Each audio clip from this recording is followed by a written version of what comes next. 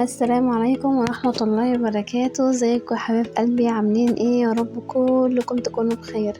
النهارده بقى خرجت بقى وفسحت كده وقلت كمان اصور لكم الفيديو ان شاء الله يعجبكم. احنا النهارده رحنا الشلالات، بوريكم الطريق، بوريكم ده باب شرق، وعند التمثال كده بتعدي الطريق الناحية التانية بتلاقي طبعا الشلالات.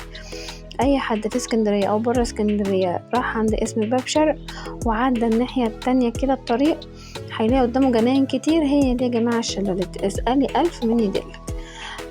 تمام كده، تعالوا بقى ندخل مع بعض. انا كنت رايحة مع البنات ورايحة مع صحباتي، فكان بجد اليوم جميل جدا بقى مع الشكل كده والخضرة والزرع، وبجد كان يوم حلو جدا. المجموعة كلها انبسطت يعني.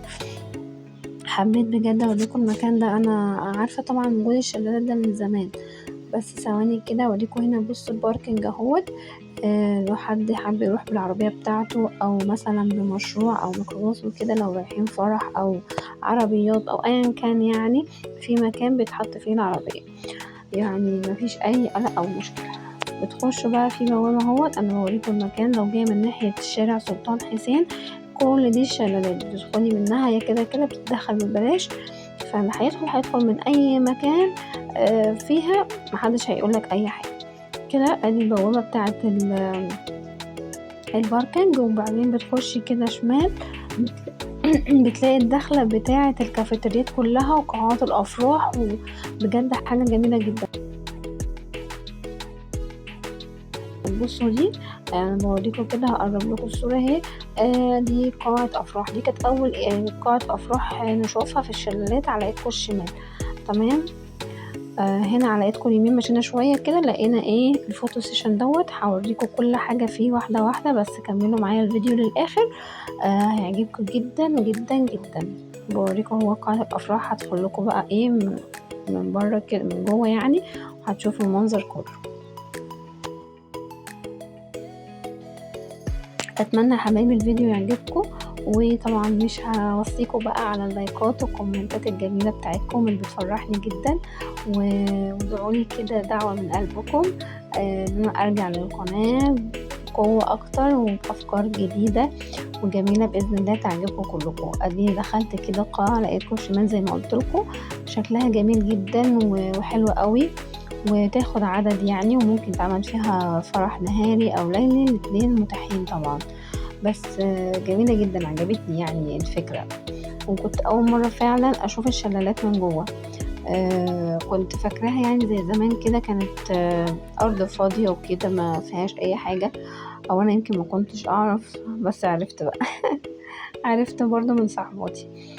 بصوا بقى المنظر هنا جميل جدا، اكن ده النيل، فاهمين؟ هو طبعا مش واخد جزء كبير، بس شكله حلو قوي. دي يا حبايبي بقى كده طلعت لكم تاني قاعة. في قاعتين افراح، واحدة على ايدكم اليمين واحدة على ايدكم الشمال. فانا دخلت اللي هي على ايدكم الشمال لانها كانت وقتها بقى مجهزة بقى وفي فرح ومستنين العروسة وكده.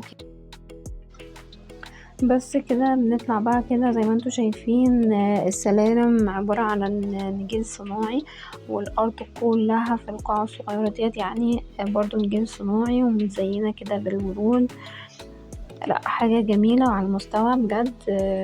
بصوا حواليكوا حتى المنظر، يعني بيبقى مثلا قاعد كده والمعازيم بتبصوا على المنظر، لا حاجة فخمة وحاجة جميلة جدا. بصوا زي ما انتوا شايفين كده يا جماعة، كان هنا معمول كتب كتاب اليوم دوت. طبعا كنا قاعدين بقى بالليل فسمعنا كتب الكتاب وكده، كان جميل جدا. اليخت الاصفر ده هو على فكرة شكله مش بيشتغل يعني بس كان في المركب اللي هي البدال ديت. وبرضه هقولكوا اسعار كل حاجة اهي. هناك دي لونها لبني، هقولكوا اسعار كل حاجة عشان برضه اللي يحب يروح يبقى عارف الاسعار عاملة ازاي.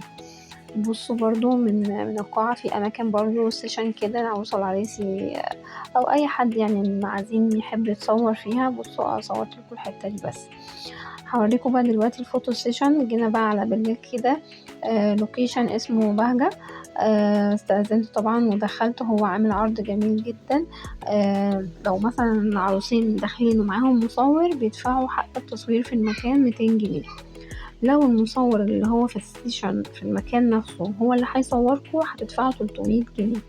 فاول حاجه اللي هي بالخوص دي كانت عباره عن مرجيحه، وهنا طبعا شكل البيت برضو بقى طبعا المصور بيبقى ليه اشكال وحركات بقى بيعملها معاهم، وده على شكل قلب وبعد كده شكل دايره وبيقعدوا عليه بيقعدوا جواها وبيبقى جميل جدا.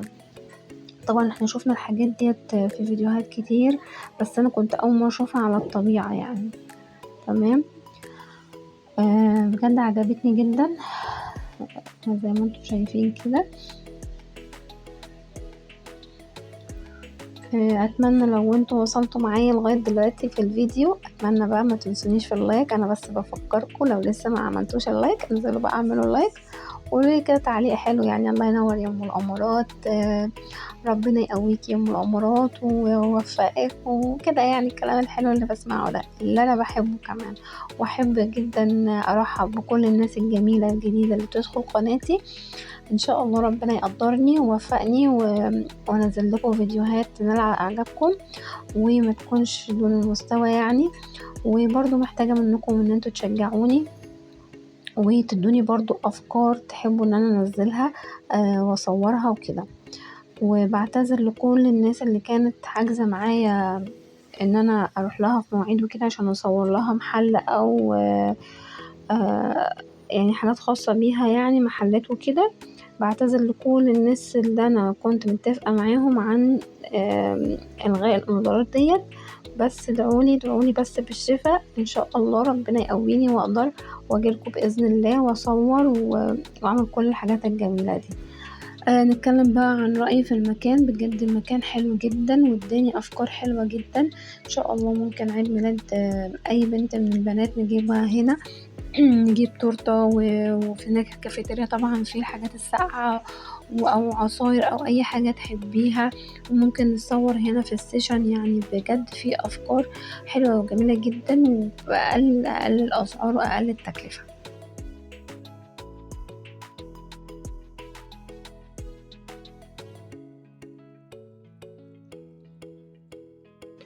هنا بقى خلاص بعد ما خلصنا السيشن دخلنا على بعد القاعة اللي هي على ايدكم الشمال اول القاعة على طول لقينا بقى هنا ايه الكافيتريات في الوش، وهنا الفلوكة ديت ولا اللي هي بالبدال دي الربع ساعة ب20 جنيه. طبعا كل وقت وليه سعره، بس كان شكله جميل جدا.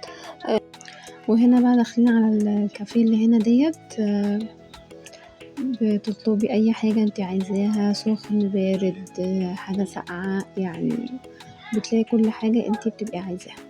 تقعدي بقى طالما طلبتي تقعدي لغاية بالليل براحتك، تقعدي بقى طالما طلبتي حاجة اقعدي وعيشي حياتك.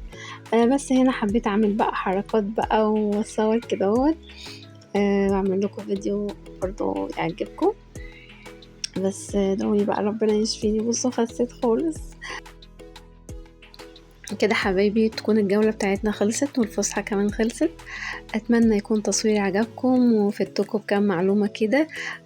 يا رب اقدر كده افرحكم زي ما انا بجد ببقى فرحانة وانا بصور لكم وبنزل لكم فيديوهات على القناة. طلب وحيد بس ادعوني بالشفاء وان انا ارجع بطاقتي وحيويتي زي الاول واكتر. يلا سيبكم في حفظ الله وامنه. كنتم مع ام الامارات. السلام عليكم.